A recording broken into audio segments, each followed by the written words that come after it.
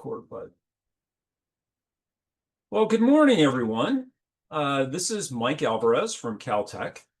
Welcome to the latest edition of Election Science Office Hours, which is a webinar and a podcast hosted by the Lynn Center for Science, Society, and Policy here at Caltech and moderated by me, Mike Alvarez. You can find our archive of past episodes that now has 20 episodes available on YouTube, Spotify, and Apple Podcast.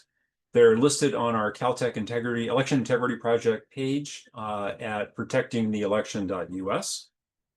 Be sure to follow us on socials. We're on LinkedIn, X, and Blue Sky for the latest updates on these episodes and for our work in general. And I have to make sure that I plug my new Substack, which is a kind of a cool new project. I just released the first introductory essay recently, and I'll be doing those about once a week or so moving forward, talking about election science and election science data. So today, got a wonderful guest that I'm excited about. Our guest is Natalie Masuoka, Professor of Political Science and Asian American Studies at UCLA, which is about 20 miles from here as the bird flies, but as we were just discussing, probably right now, I don't know, 2 hours by car, maybe 90 minutes if you're lucky. Natalie is the faculty director of the UCLA Asian American Studies Center, Center's Asian American and Pacific Islander AAPI policy initiative. Natalie's an expert on racial and ethnic politics, immigration, political behavior, and public opinion, working in a lot of the very same areas that I've been interested in over the years. So it's really exciting for me to get this opportunity to talk to her. She's got an extensive research background, and we'll get into some of that today, including spearheading some really fascinating research on the impact of voters of color on the 2020 election, which is really pretty remarkable. Maybe we can talk about that at some other point. She's the author of 2 books and many reports. We'll talk about some of those shortly. Before joining UCLA, Natalie taught at Tufts and Duke University, one of my alma maters. She got her PhD and master's from UC Irvine, and her BA is from Cal State Long Beach. So Natalie, welcome. Thank you for being here today. Well, thank you, Mike. It's exciting to be here. I really appreciate the time today. Excellent. Well, great. We're going to jump right into it. But before I do that, I did have one more final kind of housekeeping thing. I wanted to thank our mutual colleague, Christian Gross, because Christian's the one who connected us for this episode. So thank you, Christian. Hopefully you're on right now. If not, we'll make sure to send you the YouTube video with our autographs on it or something. So, but I wanted to thank Christian for that. The title of the conversation today is about the potential impacts of redistricting on California's Asian Americans. So I want to dive right into that.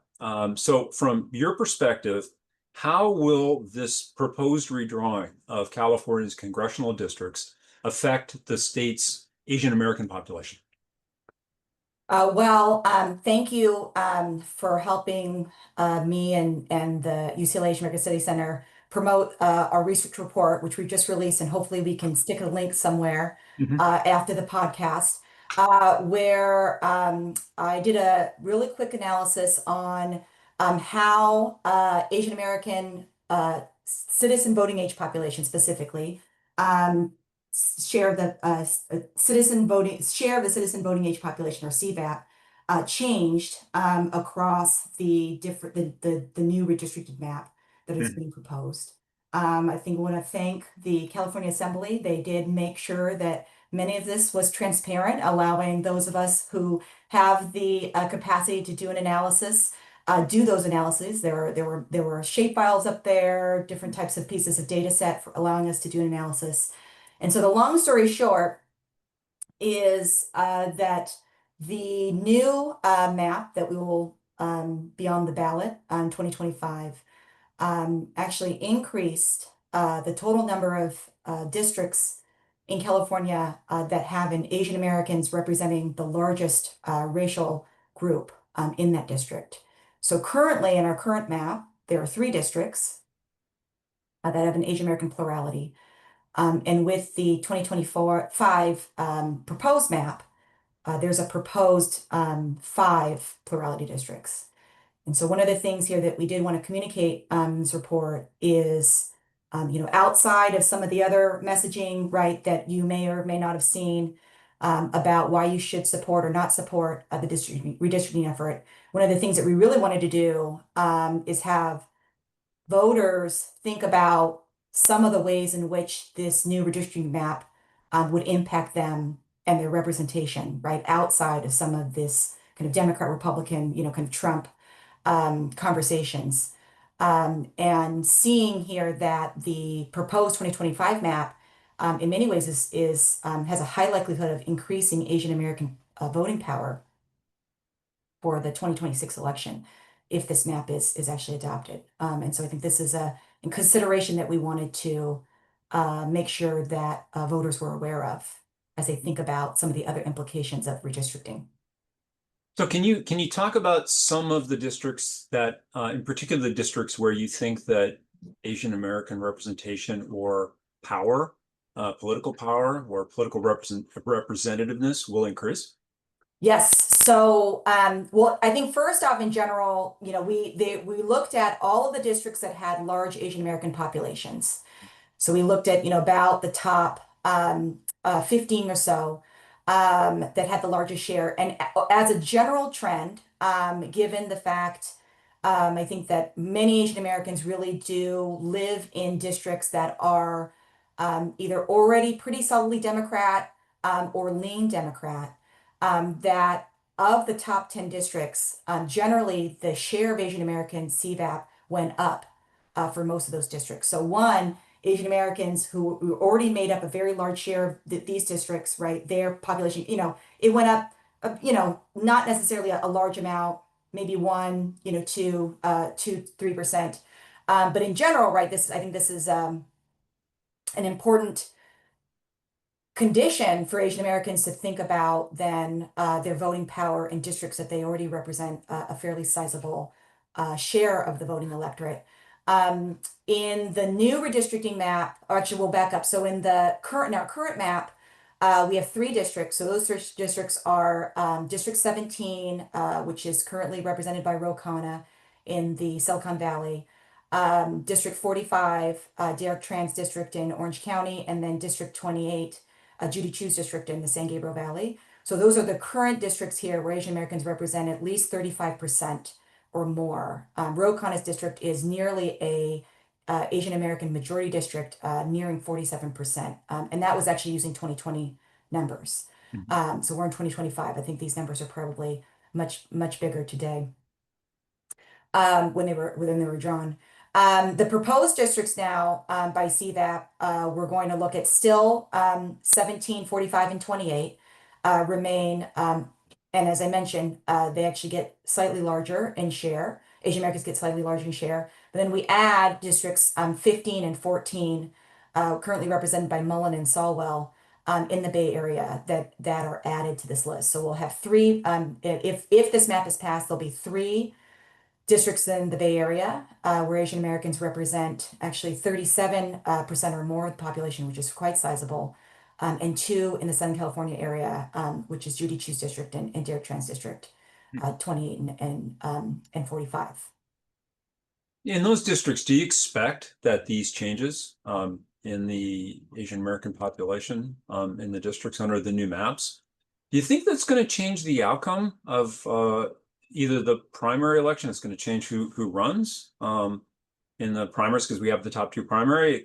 Things are kind of jumbled up, in particular in districts that are heavily Democratic or Republican, or in the general election. In other words, do you think it's going to change who is represented, or will it change how they represent Asian American interests? Excellent questions. Yeah, I think this is what makes the currently proposed the current map, but also the proposed map, a really important advance for thinking about Asian American voters, right? Because when you give an opportunity to Asian American voters, right, I think there will be more who think of themselves as possibly being able to represent their own community.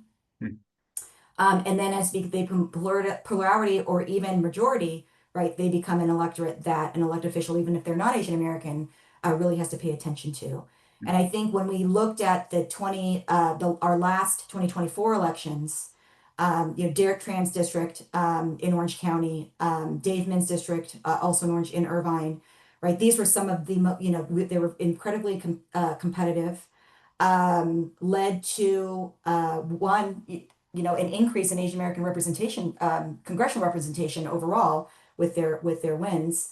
But also, I would argue, and although I don't necessarily have a systematic analysis to back this up, but just speaking to Asian Americans in these areas, right, the level of interest and probably likely participation really increases, right, with seeing one, not only their own voting potential to really weigh in on the outcome, but also having the opportunity to vote in some of their own members of the community to represent them in Congress. So we actually have got our first question, and I want to dive into this one right now. So the question is, I'm interested to know your thoughts on how the Walnut, Diamond Bar, and Chino Hills split might affect voters. Pretty in the weeds, but that is an interesting one. I don't know if you've That dug is, into the data that deeply. yes, Okay. thank you. Thank you. Thanks for that question. I wonder if this is someone, so this is someone I know. This report actually was in many ways envisioned and created as a result of conversations that I've been having with a community partner that I have really enjoyed working with, Nancy Yap and CAUSE, the Center for Asian Americans United for Self-Empowerment, which is a group out in San Gabriel Valley, and was really involved in the 2021 redistricting effort, thinking about how to think about Asian American communities of interest in the San Gabriel Valley. There, is an interesting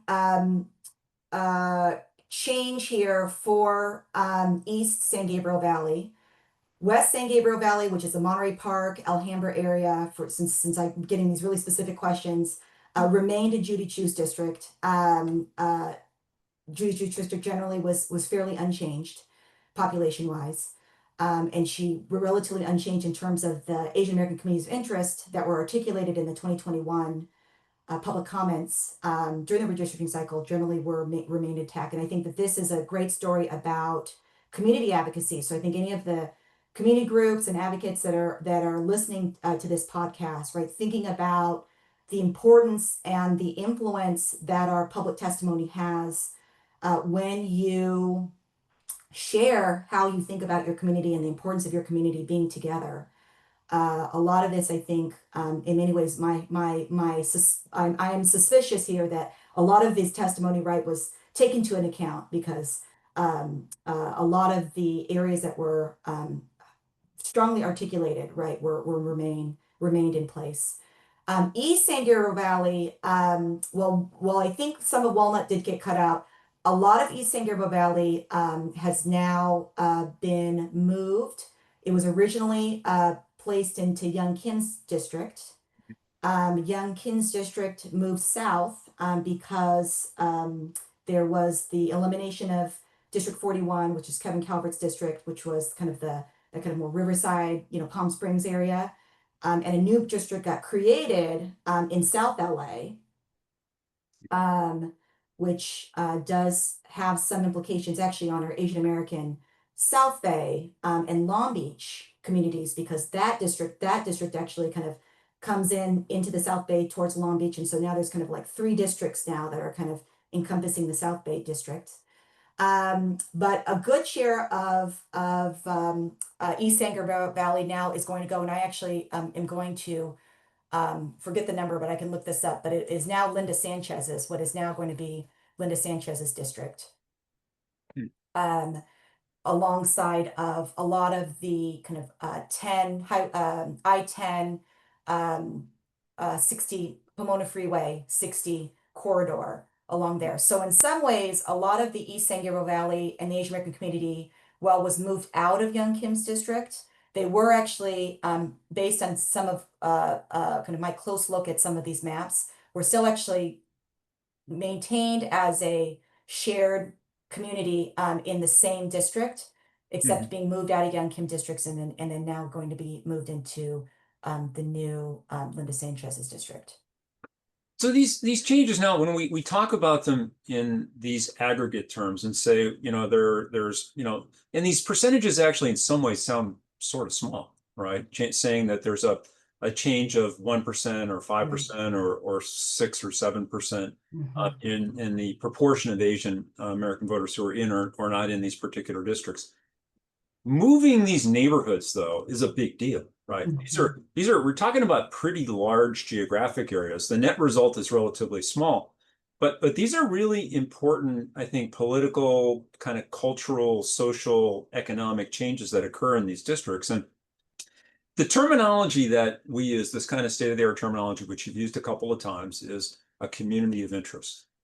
So can you maybe define that for us? I mean, what is a community of interest? And so, like, how does that apply to a place like the, eastern part of the San Gabriel Valley we were talking about here, like Walnut, Diamond Bar, and Chino Hills? How is that one community of interest, or are there multiple Asian American communities of interest in those areas? Excellent question. Yes, so community of interest, I actually probably should know some of the legal history of community of interest, but it's become a terminology and a concept increasingly used, particularly in the last few election cycles, where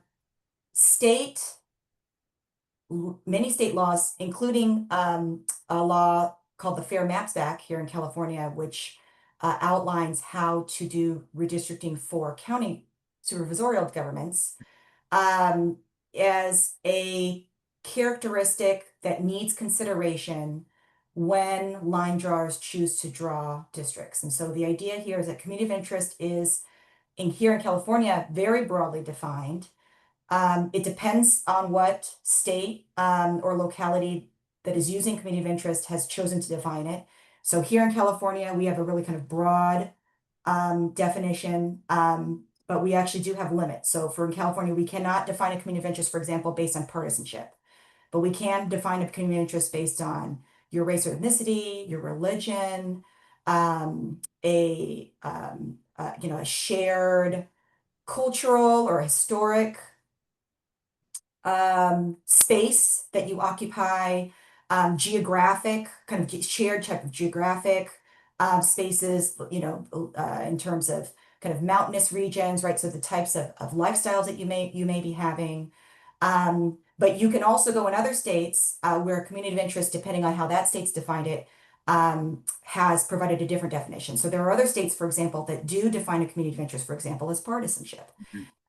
So I think we want to be careful depending on where we come from in terms of trying to establish a uniform and universal definition, but to know that the idea for a community of interest is that you can articulate a community of interest during a redistricting period.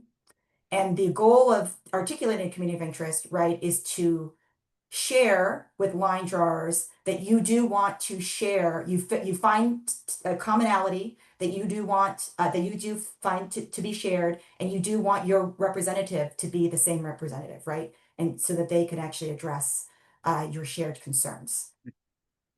So as a social scientist, how do you measure that? Yes, and so that is really an exciting direction. So, I'm kind of struggling here even to give you this qualitative, nuanced and qualitative answer because the variation is so broad. Right. But as a social scientist, I think, and this is what I think even practitioners have really been asking many of us, especially someone like myself who's really kind of trying to articulate this idea of an Asian American community of interest, right? Is that practitioners are asking, well, really, how would we measure that, right? How would we measure the strength of the community interest based on public interest testimony? Is there a way of measuring a community of interest, not necessarily on personal testimony, right? Is there a way of us measuring community interest on more systematically collected data, such as census data, right? The census data and American Community Survey, they collect a lot of information about labor, an alert labor department, right? About employment status, right? Household status, educational status, etc. So can we also then use some of these other existing metrics, right, to measure community of interest? And so this is some of the exciting work that my colleague Christian Gross, our kind of our mutual contact here, Christian Gross and I have been working on, which is trying to think through one, what kind of community of interest can be derived by using established data, right? And then also what types of community interest then get reported through public testimony.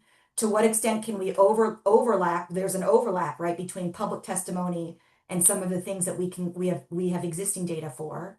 And is there some things about public testimony that really can't be captured, right, in some systematic data? And I think as someone who studies race and ethnicity, then the other question would be too, thinking about public testimony and being cautious, right? Because we know that a lot of the academic literature has shown, right, that those who are the most involved, oftentimes in more nuanced and detailed parts of government, tend to be those people that are the most resourced, right? Mhm. So communities of color, some of the more marginalized groups, sometimes could be more disadvantaged when it comes to some of these things like public testimony. But on the reverse side, public testimony is something, right, that is for especially best tailored for grassroots advocacy groups, right, who can collect their communities and their members, right, to give public testimony. And so also weighing the power of public testimony, thinking about the inequality function of public testimony are some of the different questions that we're trying to think through, especially as practitioners increasingly are being, in many ways, um, required, right, by their laws to consider what is considered a community of interest. I have to say, I think that's just brilliant. I back in the day, a long time ago, many, I don't know how it goes in Star Wars, many decades ago. I was on a redistricting commission here in the city of Pasadena. And while there's city of Pasadena, there is some data that comes out about from the census about the communities and how different maps may affect the demographics. The thing that was really fascinating to me um, was actually sitting in those meetings where we would have public testimony Mhm. about the maps that the committee had proposed. And we sat through hours and hours and hours of really, for a concerned citizen, just really riveting testimony about how these proposed maps in the city of Pasadena would affect their lives. And I've never seen anyone take that kind of information into account in a quantitative way, right? I'm sitting here thinking we have transcripts of this, right? You could actually Yes. analyze those transcripts. I don't want to get too far into what you're actually doing because I want you to go ahead and do it, but Yeah. and see what the results are. But I think that there's an untapped wealth of information there, and I think this is Right. just a brilliant idea. So, Right. Yes. And especially with, I think the use of independent redistricting commissions, mhm, particularly here in California, the amount of public testimony is really, a lot of really fascinating mhm. data, that I would also argue, right, is really important because it is communicating things that we really don't have readily Exactly. accessible other sources of data for, as Right. you, I think, as your personal experience. Yeah, no, I agree. There's just a wealth of information that's not in the census, right? And or in other data that we might have that can get connected to the census. So fantastic idea. Now, this first question we had actually had a second part. The Yes. second part, this is about they were asking about the eastern part of the San Gabriel Valley, which is Mm. just south of us here in Pasadena. They asked for you to maybe speculate on if Young Kim losing a district, is that going to mean a loss of Asian representation if Young Kim loses that district, right? Mhm.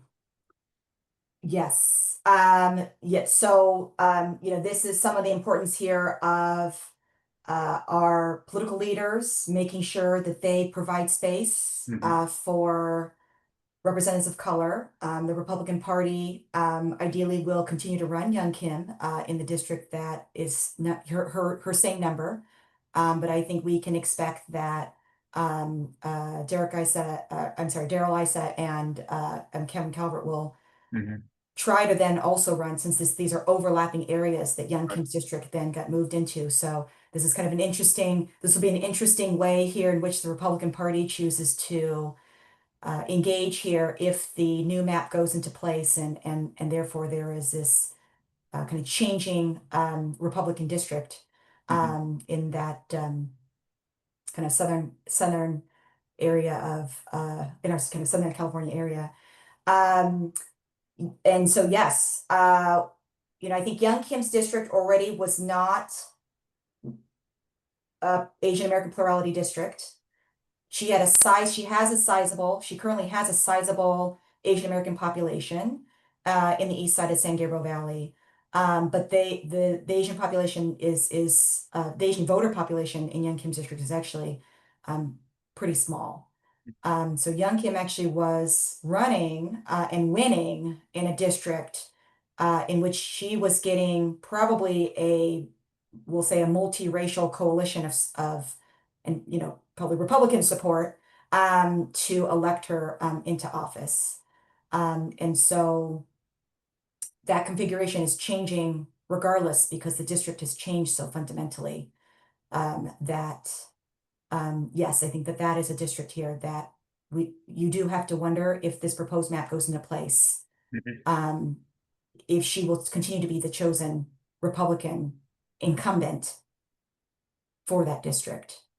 Yeah, that's one of the fascinating changes here. And so one of the things that I've talked a bit about with folks about the new maps is how, it's not just shuffling around voters, right? This is going to lead to different potential candidates shuffling around the districts that they're running in, right? And so you're going to Yes. see different candidates running in different districts for the congressional races, right? But then there's going to be this whole, what we call in political science, the ladder of political opportunity. Yes.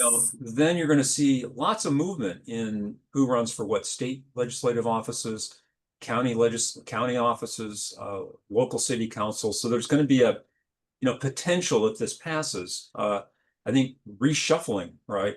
That's going to Mhm. reverberate all the way down that ladder of opportunity. Absolutely. And these are the periods here where I do think we see potential for more uh, representatives of color, women representatives, right? I mean, I think, as you're talking about this, Mike, right? Things that we Mhm. know, for example, like when we instituted term limits, right, that led to this kind of changing through of the guard.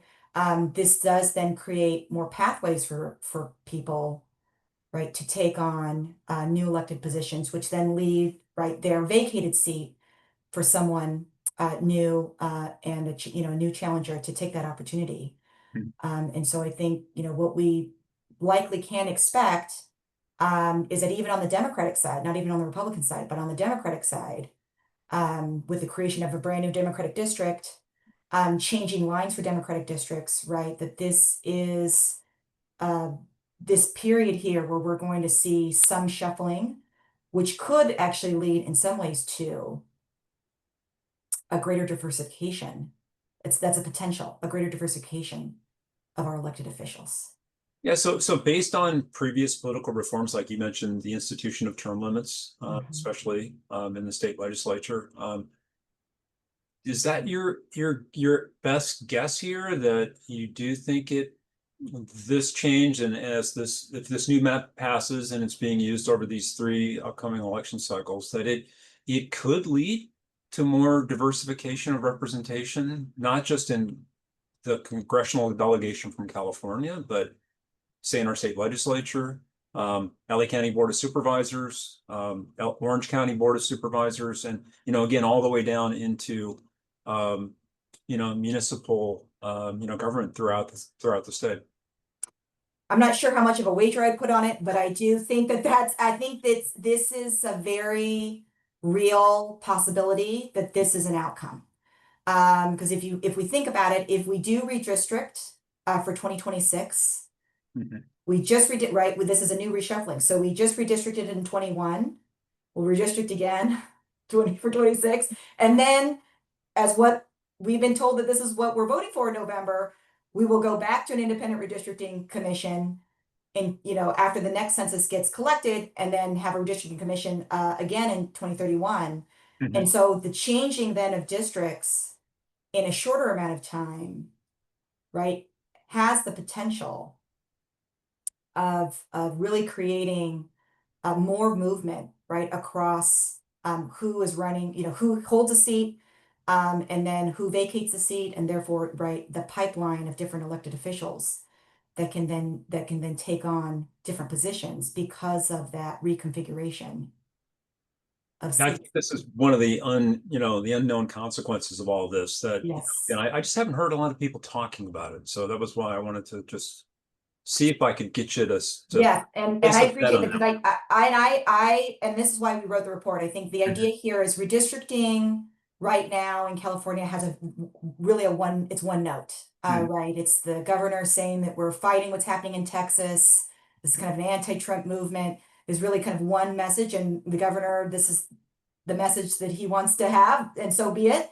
But I think when it comes to redistricting, this is in some ways kind of an interesting change of events here with what has happened, which is that the number of questions that I'm getting about redistricting, really, the one on an educational level, right, that people want to now better understand, like, what is this, right? It's a highly complex, very complicated, very technical exercise that we do every 10 years, but highly consequential, right? Most Californians, probably most Americans, right, don't necessarily, right, know the specifics of maybe what you and I like to go into here, and clearly some of the audience here, given the specific questions I'm getting today.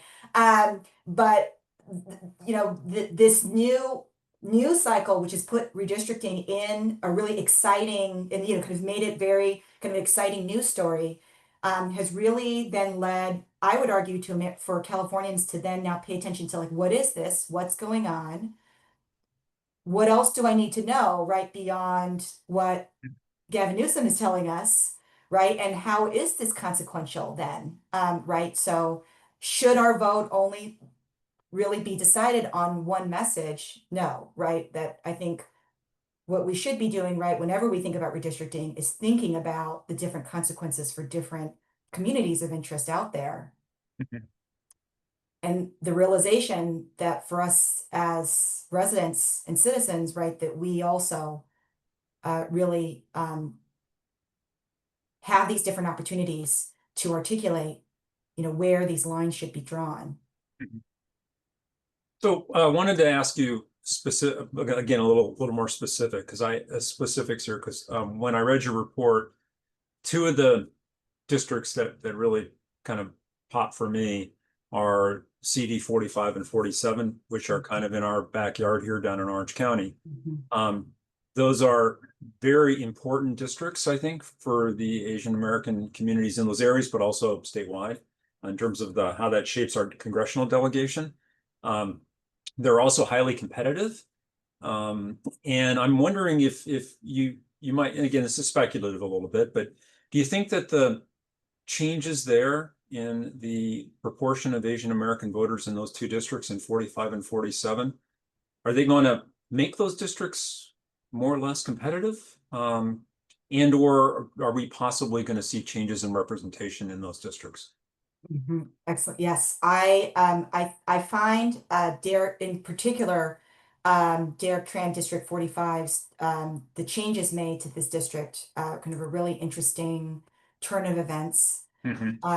The numbers here that's being reported from the assembly here is that Trans District now is going to get up to 40.8% Asian American CVAP, so almost 41% CVAP, Asian American voting age population, which is amazing.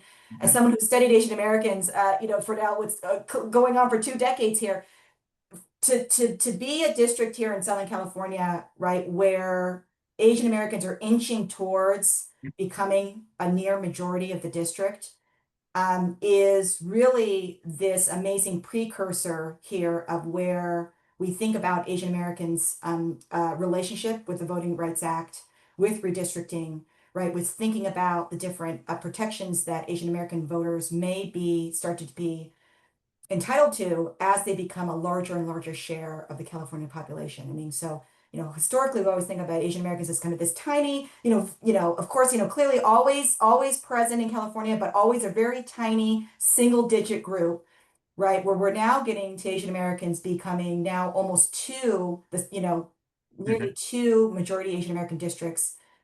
Historically, always we thought about the Bay Area, but this change in Deer Trans District, and of all places for there to be a near Asian American majority district is in Orange County, which is where we would have never thought that there would be a Right. near Asian American majority district in Orange County, is just an amazing Mhm. story about population change for Asian America, right? Like who, 20 years ago, right? We would have thought like it maybe would have been San Gabriel Valley, right? Somewhere in East, somewhere kind of right outside of East LA, where, historically the population has always been sizable.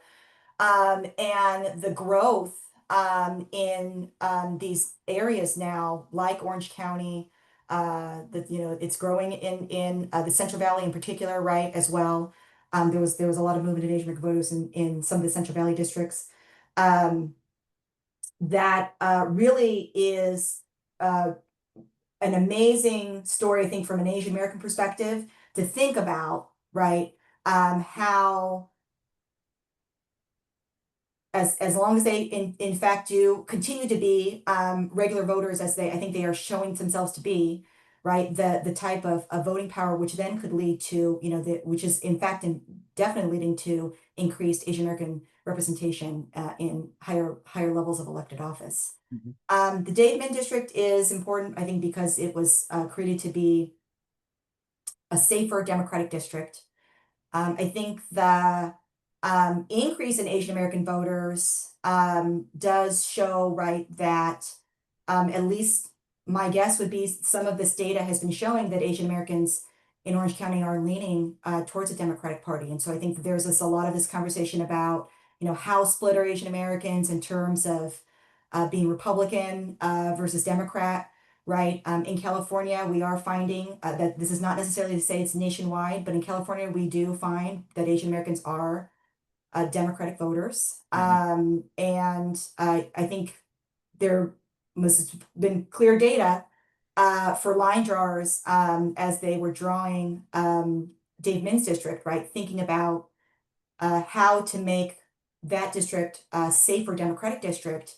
Mhm. And one of the strategies, right, was increasing Asian American voters Mhm. in Dave's district. So I think also kind of thinking too about this partisan story along with this this kind of demographic change story, which is an amazing story here in Orange County that I think, yeah, again, I think we just would have never predicted. Mhm.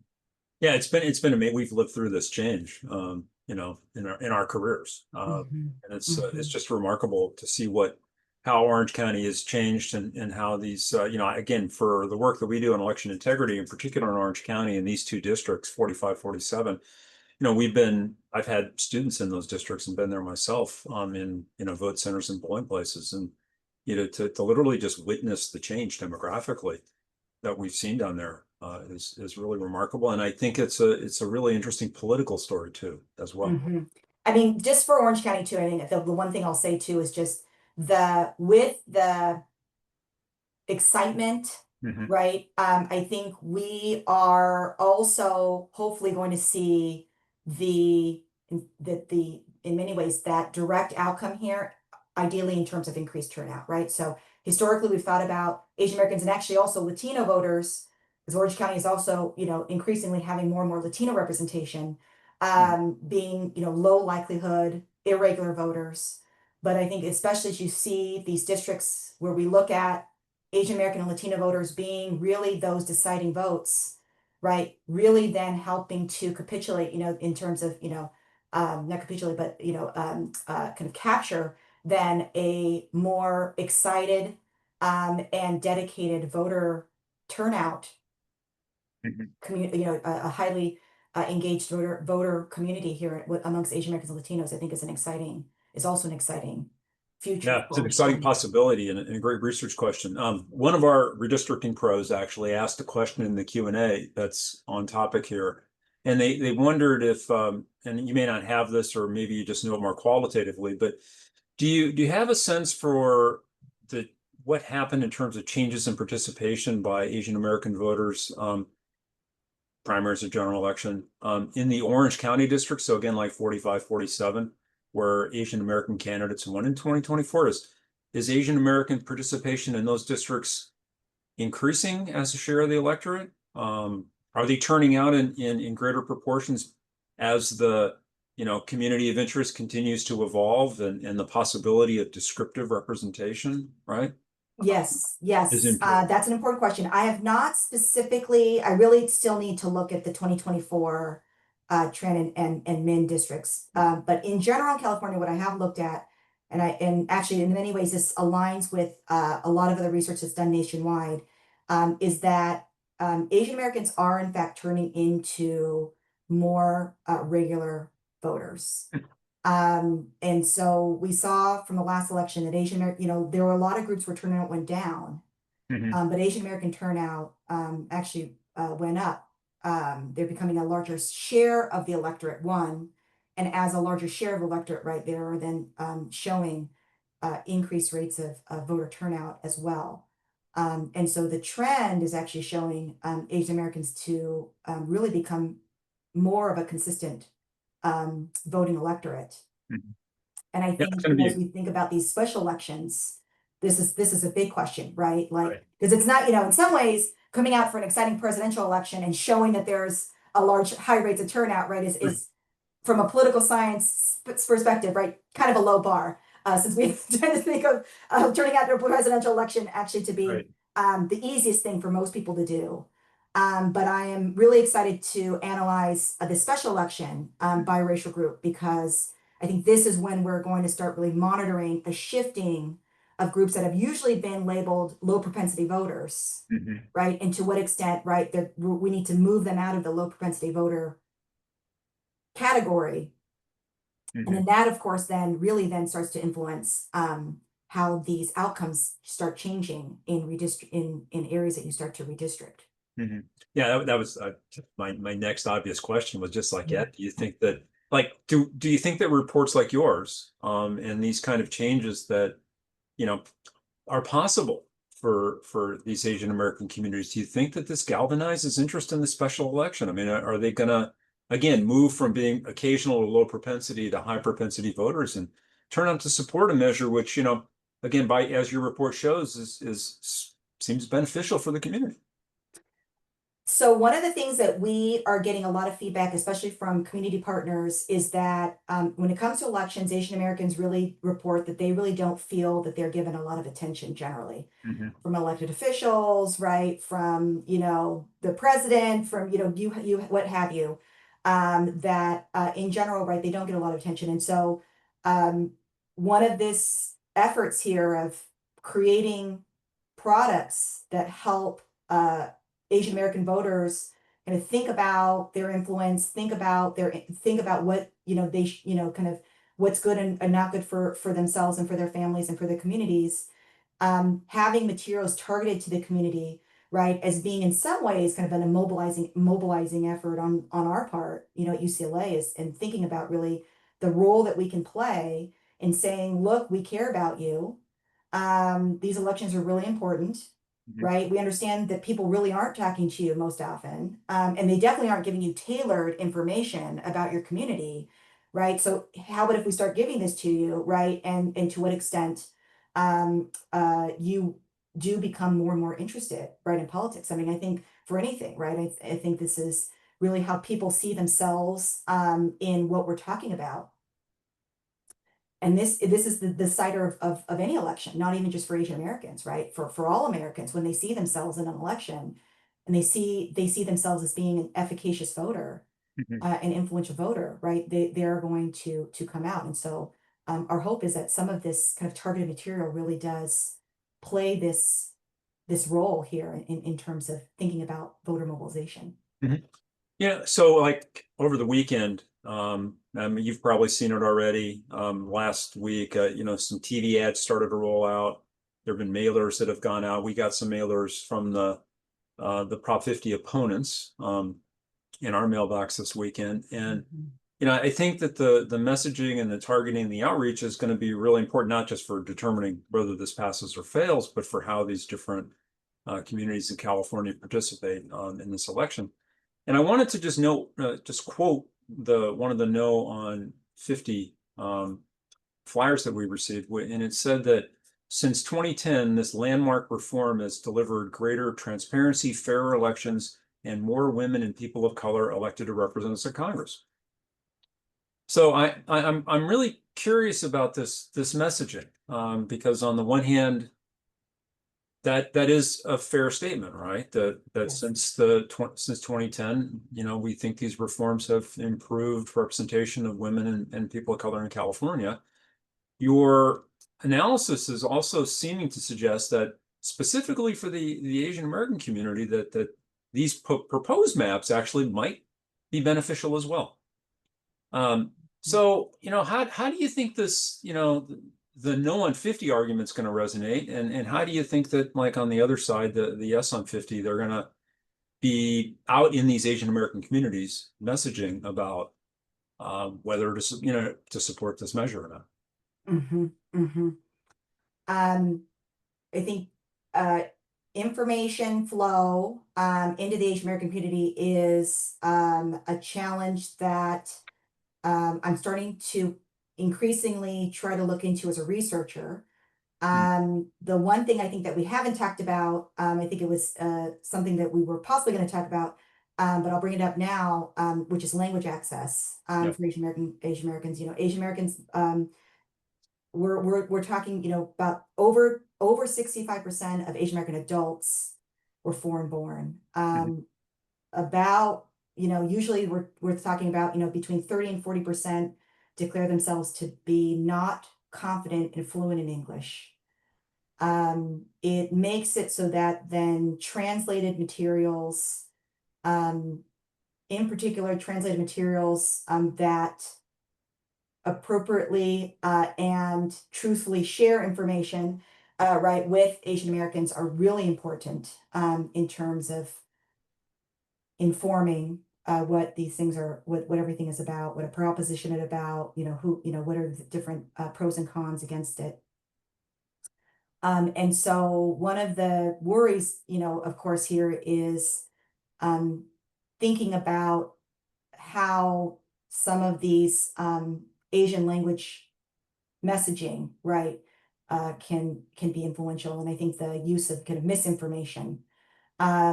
What we're hoping is something like a report that we're putting out, right, that can give some understanding of a more systematic assessment, right, can then be appropriately shared across the community.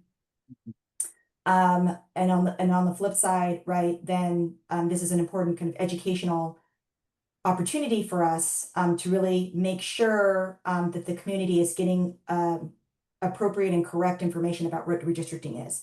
So Mhm. really, beyond just kind of like the mailers and things and kind of competing messages, effectively trying to say the same thing. My bigger concern here is the reality that we know that redistricting is a really complex topic. That as an immigrant community, we want to make sure everyone really then understands, right, what redistricting is, what are the implications, and making sure that that messaging, right, is something that has the highest priority. Because I think ads, misinformation, all of these things that are coming out in Asian languages that oftentimes is misinformation is a incredible challenge, I think, in today's election environment. Mhm. And for voters really having a difficult time trying to weigh, right, like what's true, what's real, and sometimes, with language being, felt that it's more tailored to them, even though if it may not necessarily be accurate information, is really our concern, especially when it comes to a complex issue like redistricting. Do you think that in this special election that these Asian American communities are going to be particularly susceptible to misinformation about the potential effects of the ballot measure, or even worse, like more targeted kinds of misinformation threats, like misinformation about where and when to vote or how to cast your ballot? Are these communities particularly susceptible, do you think? Particularly for this coming election, mainly because we know that it's a highly complex topic, Mm-hmm. that you're going to be really reliant on external information coming to you, Mm-hmm. right? And so and this is the challenge with any proposition, and this is kind of the studies that I've done that you mentioned, that we've done on propositions in like the 2020 election. As propositions are really a challenging thing here in California because they're very legal, Mm-hmm. highly complex, and most people are really reliant on commercials, Mm-hmm. which are not necessarily providing information. They're providing a rhetoric about whether or not you should or should not.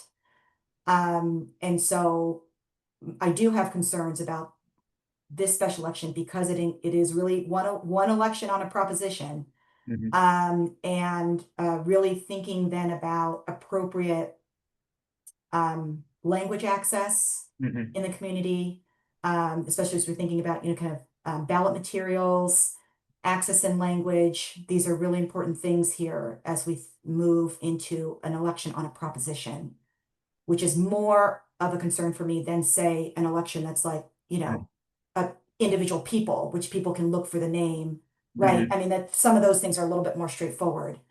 But propositions in particular, yes, I do have concerns about. Well, you've got your work cut out for you in a very short period of time, right? Because, Right. ballots are going to be going out in October, and that's like, right around the corner. So, um, I'm looking at the clock, and I promised you, like about 45 or 50 minutes, and we're at that point, and we've covered about 25% of the questions that we had talked about covering. So, I'm going to just stop here and say, is there anything that you wanted to talk about that we haven't? I feel like there's probably so many things that we could talk about, but We'll do this again, right? I promise you, we'll do this yeah. again because like we've got all these other things that I really want to talk to you about, in particular about your other research projects, some of the things that your initiatives at UCLA, which I think are just really remarkable. And we'll reconvene to talk about that at some point in the very near future. So it's been a great opportunity to get to know you and hear you a little bit about what you're thinking. In particular about Prop 50 and its effect on Asian American representation. But it's been a thrill. Thank you. Thank you. Thank you very much. And actually, thanks for also helping to disseminate information about our report. I appreciate it. So can you like verbally tell us how you can get access to the report? Yes, so hopefully you can Google the UCLA Asian American Studies Center Mhm. and redistricting, and ideally that will pop up. The report's title, unfortunately, I did a clunky academic title, but it's Special Election November 2025, Redistricting and the Consequences for Asian American Voters. Yeah. And we're found at the UCLA Asian American Studies Center AAPI Policy Initiative. Yeah. And I think also if people Google your name and report, they'll probably find it as well. And I'll tell you, if you think that this is a 600-page academic treatise, you will be pleasantly surprised because it is a very succinct, very readable, very understandable, and I think very important preliminary document to get out quickly before